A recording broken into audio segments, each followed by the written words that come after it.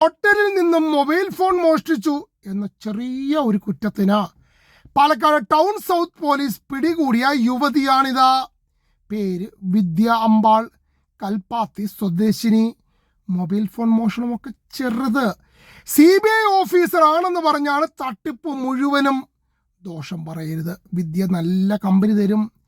Company കൂടിയ പലരുടെയും ഐഫോണുകളും വിദ്യ കൈക്കലാക്കിയിട്ടുണ്ട്. നല്ല സംസാരം, കാണാനും മോശമല്ല. ഇതിലാണ് പലരും വീഴുന്നത്. പാലക്കാട് നഗരത്തിലെ ഹോട്ടലിൽ ഭക്ഷണം പാഴ്സൽ വാങ്ങാൻ വേണ്ടി എത്തി മൊബൈൽ ഫോൺ മോഷ്ടിക്കുകയായിരുന്നു. ആ ഫോണാണെങ്കിൽ ഓർഡർ എടുക്കുന്ന ഫോണും. വീട്ടിൽ കറണ്ട് ബില്ല് അടയ്ക്കാത്തതിനെ തുടർന്ന് KSEB ഫ്യൂസൂരി. അതുകൊണ്ട് പാലക്കാട് നഗരത്തിലെ ആഡംബര ഹോട്ടലിലാണ് താമസിച്ചിരുന്നത്.